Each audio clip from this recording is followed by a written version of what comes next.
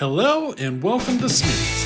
I am a wood cutting fanatic who loves to run a chainsaw. I run alcohol chainsaws, ported chainsaws, I race chainsaws, and I even run the occasional vintage. Now remember, I cannot do this without you. You're everything to the channel, so please remember, subscribe, give that thumbs up, leave that comment.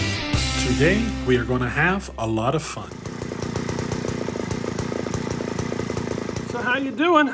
Hey, we have been working on this Craftsman.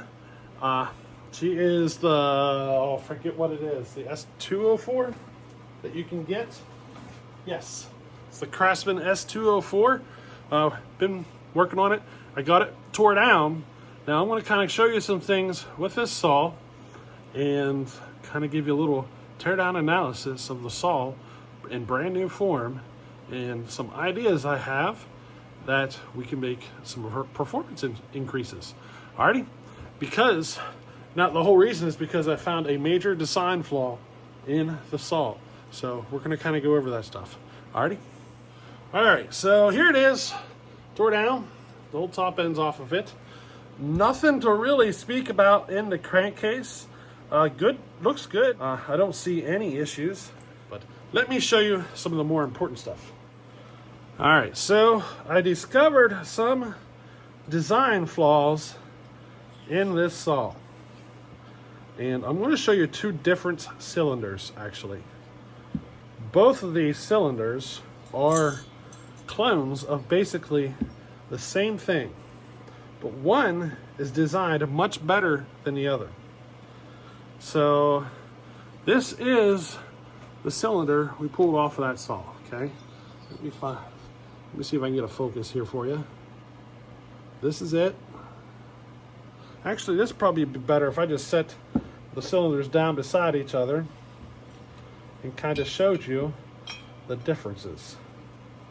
How about that? Alrighty. All right, we got two cylinders here we're looking at. You see them? You can see differences in the transfers, can't we? So they're basically identical cylinders, same type of a clone. So if you're not familiar, these basically are all clones of some Chinese brands and so forth. And these are both clone type of cylinders. But as you can see, there's a difference in transfer ports, and you can see a difference there in the transfer ports. Now it gets more drastic as we go. So let's take a look here at the exhaust port. Now this is off the Craftsman. You can see the exhaust port. What you would expect to see, right? Well, check this out. This is the exhaust port off the other one. Look how much bigger that thing is. Much, much, much bigger. And then if we turn it over and look at the intake, look at how that intake is. Now, let's take a look at this one. Quite a bit of a difference there between them intakes, isn't there? So, quite a bit of a difference. We also got differences in the piston. So this is kind of a normal piston you're used to seeing. You can see my scribe there. That's how much room we have until it free ports. And we got this piston here is windowed, which it doesn't really need to be windowed, but pretty much the same scenario. There's our mark for when it free ports. And then another thing to point out here is the muffler, and you can see she's got all sorts of stuff going on in there, very clogged up. And I'm going to kind of explain to you something I discovered. So it does appear as though this saw is a clone, but the design of it has been changed. And it looks like the changes are to make it as fuel efficient as possible, regardless of how long it might last. So what I mean here is, you see, it takes a certain amount of fuel oil mix through the system to keep it lubricated and keep it cool and all that sort of stuff. And with this exhaust, as clogged up as it is, it will restrict flow drastically, basically limiting on how much fuel you can pull through the system. And if you go from that to the cylinder with the really small exhaust ports, the really small intake, really small transfers, you can see here that they're really trying to hold it back and make it as basically as efficient as possible. I think it's one of those climate things where they just want an emission thing. And basically by holding it back this much, it makes it great for emissions. But the issue I've seen here is the previous video, we made, 3 cuts, I think? And when I pulled the saw down, I could not hardly find any lubrication in the cylinder, in the piston, or anything.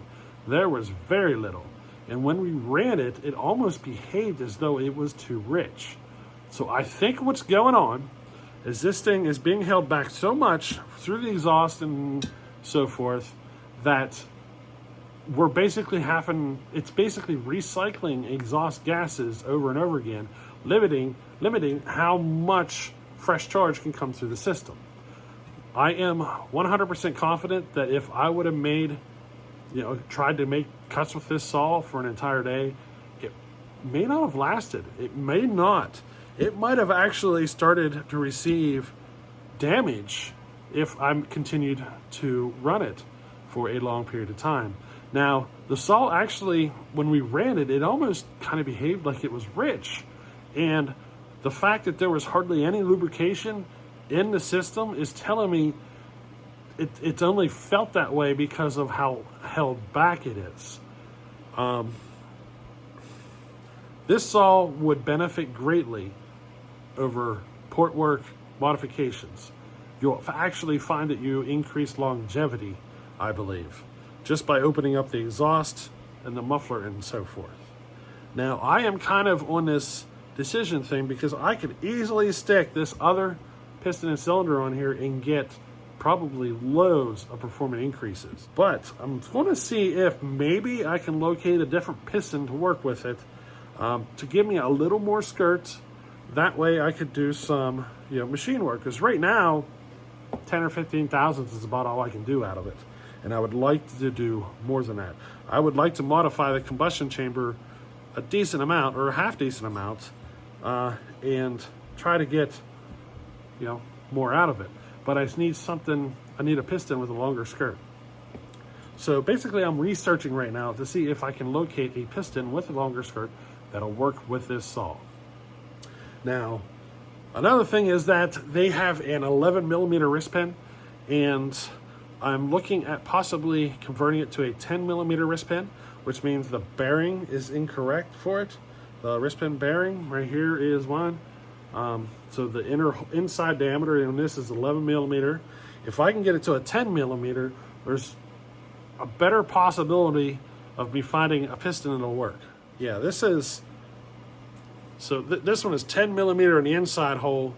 I think it's 14 or 15 millimeter. What is it? It's 15 millimeter. Well, I can't find one with those dimensions, but I did find one that is 10 millimeter on the inside, 15 on the outside, but the width is 15 millimeter. So it's 3 millimeter wider. We might be able to make that work. So I have one coming. It was cheap. It was only like $6. So I'm getting one of them in, and I'm going to start. I'm basically kind of explore this possibility of finding a different piston that'll work in this. That'll allow me to do more machine work to it to improve its performance levels even more. The ports on it are so small, I basically have all the room that I could possibly want to work on it. The transfers are a little small, and I don't think they left me enough in the casting to make them much bigger, so I will explore other options to get more performance out of the transfers. But for now, I'm going to leave this to the side and keep this in my parts. We'll see, but I want to see if I can get this one to operate the way I want it to. I do firmly believe that if I would have tuned it by what it felt like in the wood, that the saw would have been way too lean and it would have caused damage. These saws need tuned fat as you can get them to run. If you get one, just make sure you keep that tune as rich as you possibly can and keep it cutting, unless you want to get in there and start making modifications. And the first modification I would suggest is this muffler. Get it off and get as much of these internal components out as possible, and open it up. You will save yourself a lot of headache in the long run. This muffler is going to be the first thing you can attack. Some ideas I have rolling with this saw to kind of get more performance levels out of it. I think that, you know, some efforts here on getting the right combination of parts on it and doing the right steps along the way is going to probably find a lot of performance, let alone if I can get this to a point that I can actually start doing some machine work. See, the combustion chamber really, it has a squish band, but it's a tapered squish band and it's a flat top piston. So in a way, you really don't have a squish band at all in these saws. So if I can get some machining done, I could put a squish band in this, which will help with cooling. It'll help with power. It'll help with everything. So getting a piston in it with a longer skirt will do a lot for this saw. And there's a lot of pistons out there that are pretty cheap, so we're probably going to buy some of those cheaper pistons instead of trying to go for the OEM ones, just to see if we can get it to work with some of those cheaper pistons. So you may not see this saw for a little while I'm sorting out what parts I'm going to scrounge up and to see what we can get to work on this. So I hope you enjoyed this little one. A few tips on these Craftsmans. I do not suggest running them for long periods of time. The next step would be to get that exhaust port opened up a bit. It is way too small. It needs opened up a bit. And I wouldn't focus so much on the height as I would the width and everything. So let me put the pistons in here just so you can get a comparison of how much of a difference there is between the size of these exhaust ports. See if we can get her to focus. There we go. Can you see a difference? So yeah, they can use quite a bit more in the size. So if you're ever wondering what the maximum is, if you don't have a bridge, I would not exceed 70% of the bore. So whatever your bore size is, I wouldn't go more than whatever 70% of that bore width is on any cylinder that does not have a bridge in the exhaust port, which a bridge is basically like a divider up and down.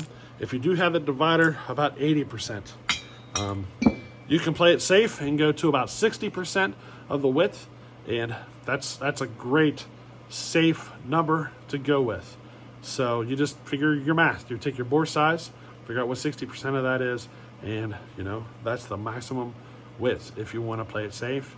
If you want to push it a little harder, you know, go to 70%, but make sure you put more curved edge on the corners.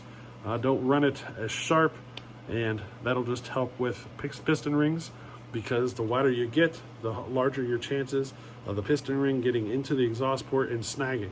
So make sure you give it a nice curve if you go wider, to just to help the piston ring work its way back up in without hanging up. So yeah, a couple of tips there. You get a couple of ideas on what I'm going to be doing now with this build, but in case you don't see it for a while, that's what's going on. I'm going to see if I can scrounge up a couple of parts. Alrighty, so hey, we'll catch you on the next one. Later.